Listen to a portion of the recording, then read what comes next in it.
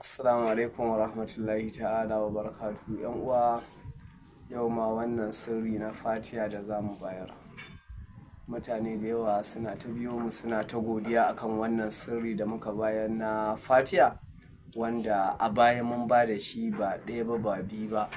Wannan sirri ne mai girma. Sirri ne mai girma shi ma, sirri na Fatiha. Shi yanda ake wannan sirri na Fatiha kafa 100 ce. Amma a yini guda ake yin ta, kuma a yini gudan nan a bayan kowace sallah ta farilla.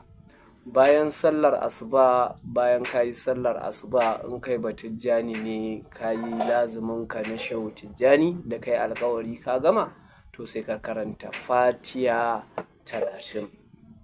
In kai ba tijjani bane ba, to kana gamawa zaka shiga wannan aiki na Fatiha kafa 30.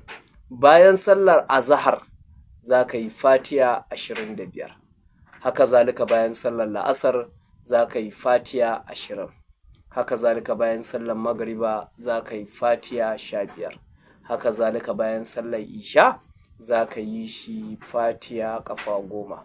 In mun ɗauko tun daga kan 30 har zuwa 10, kowanne 5 ake ragewa, za mu samu jimillar Fatiha 100. To ɗan uwa, ka dirfafi wannan lazumin ka sashi a lazumin rayuwarka. Wallahi za ka ga yadda lamura za su warware. Ba maganar ɗan kasuwa kai, billahi azimu, ko baka kasuwanci, wallahi sai Allah ya ringa yi maka sila kana samun kuɗi. Baka isa kai kwana 3 ba ka ce baka rike kuɗi ba. Kuma wai ba kuɗi na shan fiyo wata ba, ko na cin gyaɗa, ko na zuwa tsugunnawa gaban mai garau-garau ka ci abinci. Kuɗi masu kyau, 'yan naira 10,000, 20,000 ɗin nan ba ka ringa kwana 3 ba, sai Allah ya kawo maka. Amma dai ka nema ɗin, yauwa, amma ka nema ɗin. Amma Allah, ko baka sana'a, kuma ko baka da sana'a, kana yin wannan, kana neman Allah ya baka sana'a, sai Allah ya kawo ma hanyar da zaka fita ka ringa kasuwanci. Yauwa, haka zalika ko kasuwanci kake, ko ma me kake, ko ma'aikacin gwamnati ne, haka zalika shi ma wannan mutum ya rike shi. Kuma in Allah yadda za mu kawo sirri shi kuma ga ma'aikata. In muka ce ma'aikata, masu aikin kaki, tun daga kan police, immigration, soja, akwai wani sirri da za mu fitar na maɗaciyar zakara. Wanda in ka tsaya akan aikinka, wallahi ko mai gidanka ne kai wa magana sai ya shakka. Ba wani ɗan iskan yaro da ya sha wuyuwinsa ko kwaya ba. Yauwa, akwai wani yanda ka san dai zakara in yana caran nan kowa yakan ji, har ya ba mutane sha'awa. To haka zalika akwai wannan sirri shi ma da za mu fitar bisan na a hankali. Shi kuma wannan sirri iyakacin wanda muka ba ma'aikata muka ba.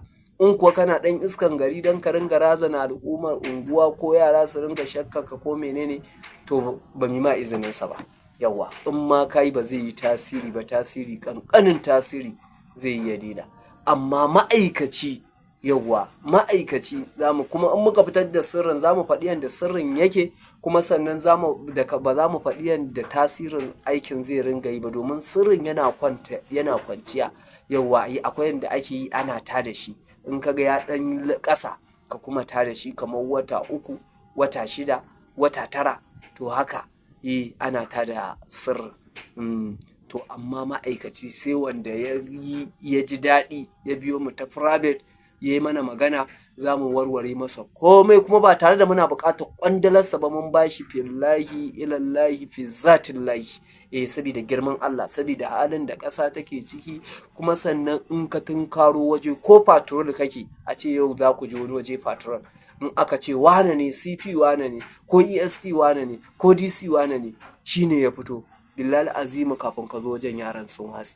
Kuma wallahi aka kama yaro gaban ka tutse shi kana mai magana, billahi azimu ba wuyu ba, ko me ya sha sai ya samu nutsuwa.